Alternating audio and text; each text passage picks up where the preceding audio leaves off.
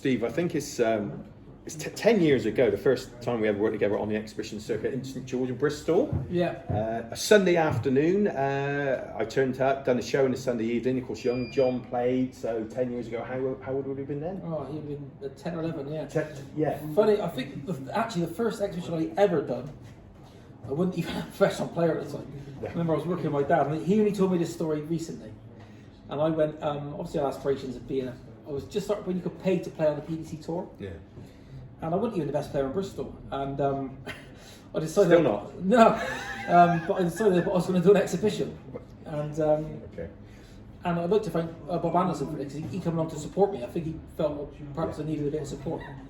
And my dad said, I heard him telling somebody else a story, and he said, Steve said he was doing this exhibition. So I'm thinking, what's he doing? He's not even good. He's not that good. Yeah. And he said, but that obviously come along to support me. And the pub was packed. All my friends turned up. It was not really darts people, but all my mates come to support me. Anyway, so and yeah, I never mind me taking a risk. Anyway, so Bob Anderson's come along. Fantastic. First game on. I thought, you got to do something good, you know. And I hit 180 for a backwards, my first 3 darts in the exhibition. Yeah.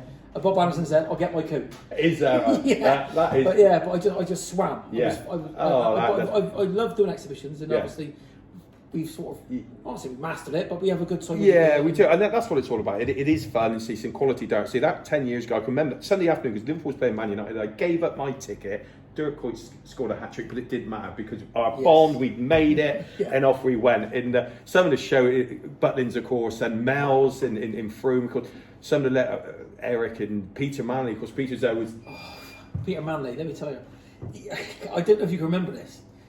So this is probably about 8 years ago. So Peter was still PDC professional at the time. Yeah. We had a coach come down to support me from Bristol. I mean, I've got, I'm blessed to have some decent mates and characters.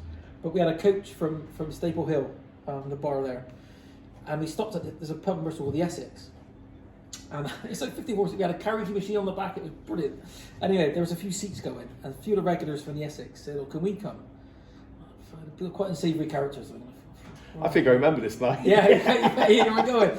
So anyway, so I ended up playing Peter Manley.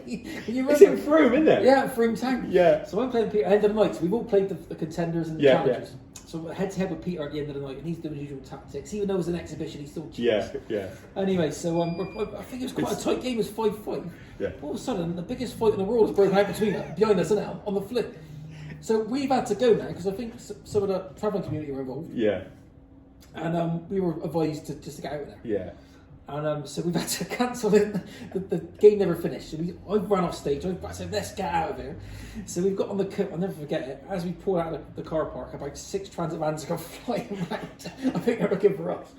But those guys we picked up in the Essex. Yeah. I've never seen them again since. But it was a crazy night. I think some of the fan zones we used to do down at Butlins. I can remember hosting, it was a Players' Championship, a UK Open weekend, and we had Eric and Bobby and yourself, and of course the lovely Danielle and Charlotte were there. And Eric was.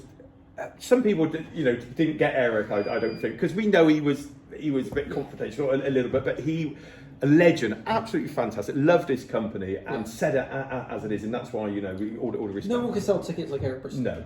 That name and going back in the jungle and he's still the governor. I remember playing Paul for him for a few pints up at Muswell Hill in the World Championship at Legion there, and I just called him the greatest. And even though he wasn't the greatest, he originally was, but many people think he is. Yeah, that's it because of what he achieved. And I can just remember we're down at Butlins and any questions, and this lady, excuse me, Eric, excuse me.